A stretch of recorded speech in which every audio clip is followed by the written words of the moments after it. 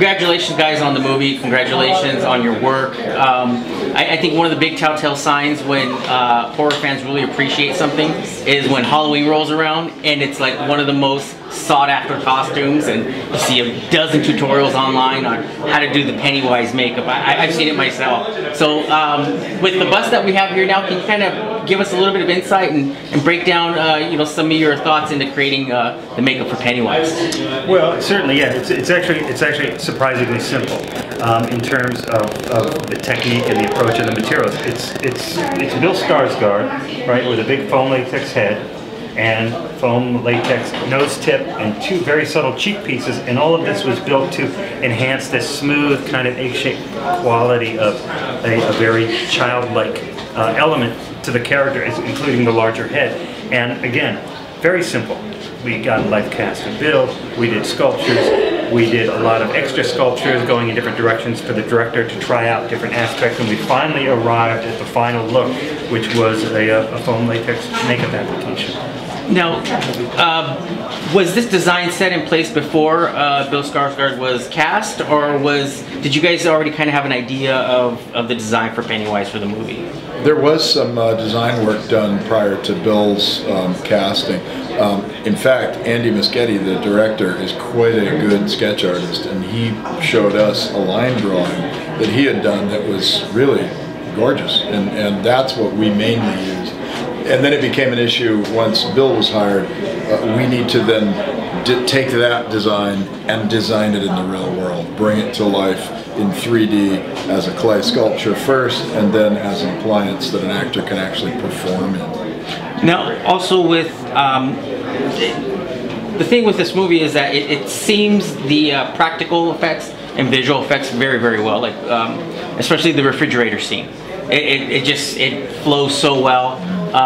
Did you guys work closely, like with previs when you were, you know, especially maybe even some with the makeup, like where Pennywise is, you know, is attacked, and you know some of those scenes. So did you work with previs in some of those scenes, or some of those the concept art for that? Nick Brooks was the visual effects supervisor on the show, and we had a number of conversations with him. But normally what we do is we create a kind of a toolkit of practical effects pieces, and then people have to kind of get their heads wrapped around them. So visual effects people, stunt people would need to see, you know, well, what can he do in this? What can't he do? And then they start kind of filling in the gaps and figuring it out. But those things, we provide sort of a rough range of toys for people to play with, and then they bring their skills to it and determine. I mean, and yeah, that overlap between the visual effects and the practical effects is one of the best we've ever been involved with. Now, for horror fans love seeing practical effects. That's been our conversations online and fan boards and forum boards. What are your thoughts on? I mean, I know practical effects. I mean, it goes back to, you know, some of the George Romero stuff, and some of the old, you know, makeup artists like Rick Baker and Tom Savini. So, what are your thoughts on the development with practical effects and blending it with you know, animated visual effects, especially in horror movies? First, it's funny to hear you say, you know, some of the old makeups like Rick Baker, Tom Savini, and these it goes back to when I was a kid. And I'm thinking, all my favorite makeup artists were all black and white. I never saw a color picture of makeup artists. No, like I said, the overlap is to us. It's great when the visual effects people come to us and say, give us as much as you can, real, put as much as you can on camera, and we'll work with it from there, because now we know that there's something real that inhabits the effect, right? There's something real, there's something practical, there's something that was really there on the stage, and everybody else was reacting and interacting, and the lighting and the atmosphere, everything is already locked in, so it's just now an aspect of creating that extra enhancement that's required. I think what we're finding, and like I say, there is a shift back to more practical effects, but there are still times where people that are making those decisions don't get how long it takes to. I mean, it takes us less time to create a practical effect than to create a digital effect, but we need to create our practical effect before the movie shoots.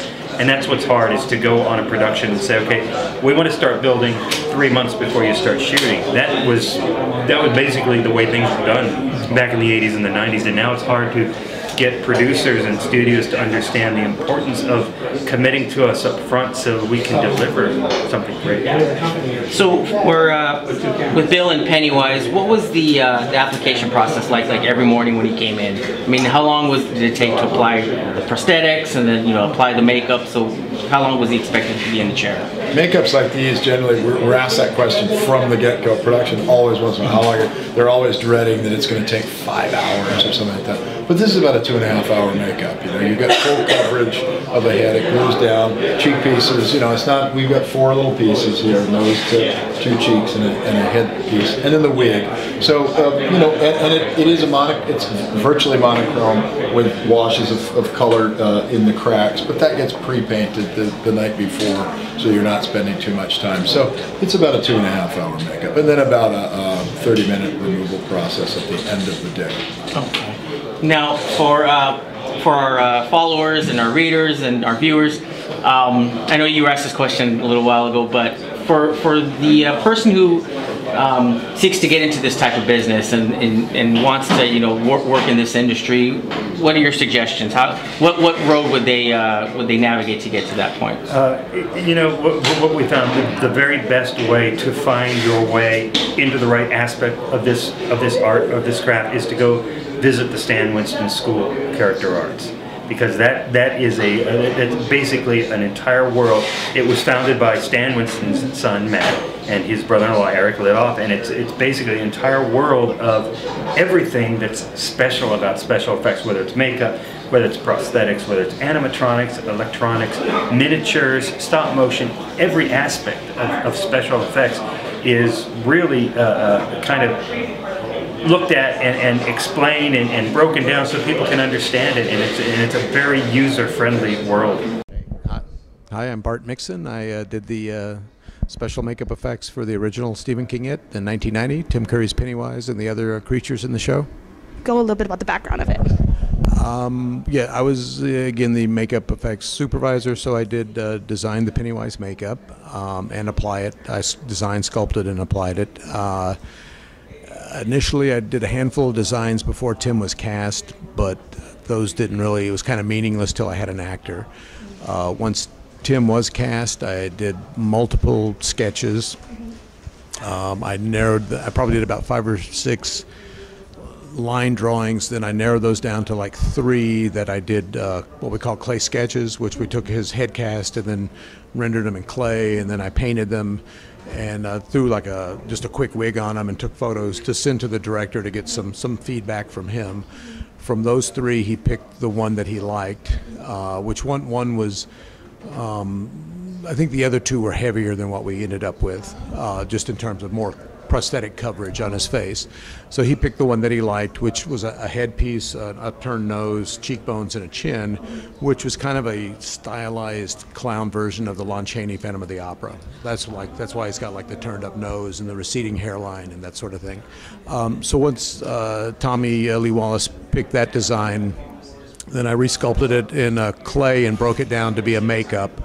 And again, it was a headpiece, a nose, cheeks, and a chin. We took those up to Canada and did 2 makeup tests on Tim. Tim wanted to wear, I guess, as little as possible, and so the initial test was just the headpiece and the nose, because I knew those were going to be there regardless. And then Tim had some thoughts on the patterns, the paint scheme, which was pretty minimal. And then on the same day, after we photographed that, then we put the cheek and the chin on it, and then I did a paint scheme a little closer to what I wanted. And then we kind of met in the middle. So just in terms of the final patterns and whatnot, that was Tim's input, Tommy Lee Wallace's input, and mine. So it was the 3 of us, And then knowing that Tim Curry is like this very energetic kind of actor, was there any kind of like technical difficulties, like when you found trying to put it onto Tim Curry or anything, or while in production? No, I mean, Tim was certainly a pro. He had worn a lot of makeup before, so he took care of it as much as you would want a performer to take care of.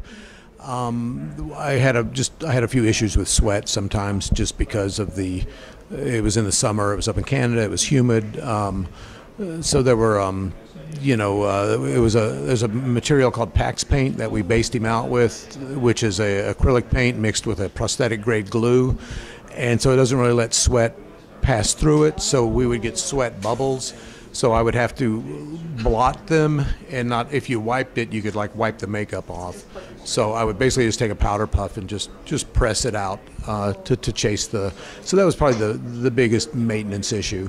But I mean, Tim, he took care of the makeup. He was very respectful. In fact, I saw him at Creature Features about a year ago, and he was actually very complimentary, very flattering of the makeup. After we finished it, he was doing the Oscar, that Stallone movie that John Landis directed, and he invited me by the set, you know, to watch some of the filming on that. So he was a very cool guy. You couldn't ask for a nicer guy to, you know, to apply makeup to. So. Did you do you still have any of the original cast or anything?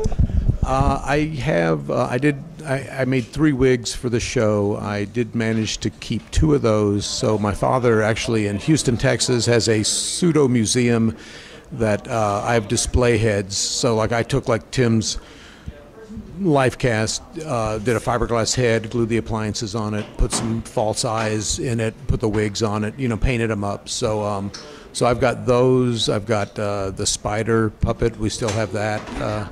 Yeah, unfortunately it's 27 years old. It's in horrible shape. I mean, it was as big as it is in the movie.